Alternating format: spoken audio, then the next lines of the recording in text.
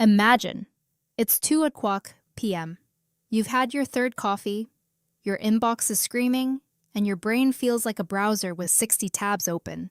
Half of them are frozen, and you can't find where the music is coming from. Most of us think the only way out of that fog is a nap, or pushing through until bedtime. But what if there was a third way? A state where you're wide awake, but your nervous system is essentially at a spa? Today, we're diving into the fascinating world of NSDR, non-sleep deep rest. It's a bit of a buzzword in high-performance circles lately, but is it just fancy meditation? Or is it a legitimate biological shortcut for recovery?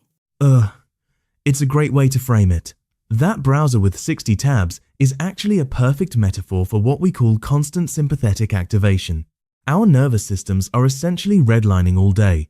NSDR isn't just a trend, it's an umbrella term for practices like yoga nidra or specific guided relaxations that intentionally downshift the brain. The magic happens because you aren't actually sleeping. You're hovering in that liminal space between being alert and being unconscious. It's like putting your phone on the charger while you're still using it. But the charger is a supercharger. I love that. But let's be real. When people hear deep rest, they think nap. If I'm exhausted, my instinct is to close my eyes and pass out for 20 minutes. Why should I choose this active rest over a traditional power nap? What's actually happening in the gray matter that makes this different? That's the million-dollar question. When you nap, you're trying to enter the early stages of sleep, which is great, but it often comes with sleep inertia, that groggy, "what year is it?" feeling when you wake up. NSDR is different because it focuses on the autonomic nervous system. By using specific breathing patterns and body scans, you're manually flipping the switch from the fight or flight sympathetic mode to the rest and digest parasympathetic mode.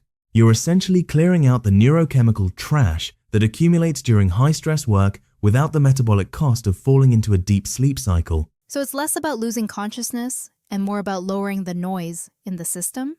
You mentioned clearing out trash. Is that why people report feeling that immediate mental clarity afterward? It's almost like a system reboot rather than a full shutdown. Exactly. Think of your brain's focus like a spotlight. All day, that spotlight is darting around, burning hot. NSDR dims the light and lets the bulb cool down. Research suggests these states can actually replenish dopamine levels in the basal ganglia, which is the part of the brain that helps us stay motivated and focused. When you're mentally overloaded, you've basically drained your dopamine tank. NSDR helps refill it. It's why you don't just feel less tired, you actually feel more ready to tackle a complex task. That explains why I can sleep for 8 hours and still wake up feeling like I've been hit by a truck if I was stressed the day before. The sleep happened, but the activation never truly turned off. But I have to ask, is this actually a replacement for sleep? If I get 4 hours of sleep and do 30 minutes of NSDR, am I good to go? Or am I just kidding myself? I wish I could say yes, but biology is a strict accountant. Sleep is non-negotiable for things like long-term memory consolidation, hormonal regulation, and deep tissue repair. NSDR cannot replace the architecture of REM or slow-wave sleep. However, it is an incredible bridge. If you're sleep deprived, your stress hormones like cortisol stay elevated. NSDR acts as a pressure valve. It lowers that baseline stress so that when you do finally get to bed, your sleep quality is significantly higher. It's about managing the stress debt throughout the day so it doesn't bankrupt you by 9 p.m. It's interesting you mentioned managing debt. We're living in a culture that treats rest like a luxury, or even a sign of weakness. We wear our busyness like a badge of honor. I've noticed that when I try to sit still and do nothing, I actually feel anxious. Is that a common thing? Why is it so hard for us to just stop? It's incredibly common. We've conditioned our brains to expect a hit of stimulation every few seconds. Silence feels like a vacuum that our brain desperately wants to fill with worry or to-do lists. This is what we call rest anxiety. Your nervous system has become so used to being on that off feels like a malfunction. That's why the guided part of NSDR is so vital. It gives the mind a very light anchor, like a breathing rhythm or a focal point, so it doesn't drift into panic. You're training your brain that it's safe to be still. It's a skill, just like lifting weights. It's a bit ironic, isn't it? We have to work at learning how to not work. But I've seen this play out in the data too.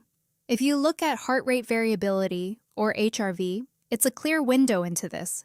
When people start practicing these downregulation techniques, you can actually see their HRV improve over time. It's like their heart is regaining its ability to be flexible instead of just being stuck in a rigid, high-stress beat. You hit the nail on the head. HRV is the ultimate scoreboard for the nervous system. A high HRV means your body is resilient and ready to adapt. When we're chronically stressed, our HRV tanks. By practicing NSDR, you're essentially toning your vagus nerve, the main highway of the parasympathetic system. This is what we're obsessed with at OXYZEN.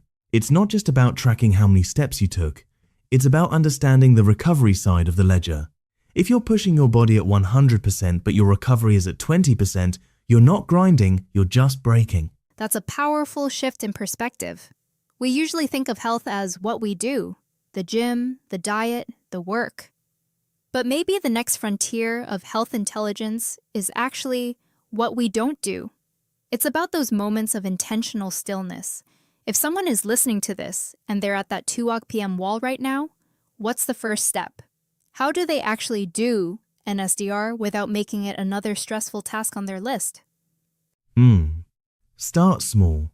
You don't need a mountain retreat, you just need a quiet corner and 10 minutes.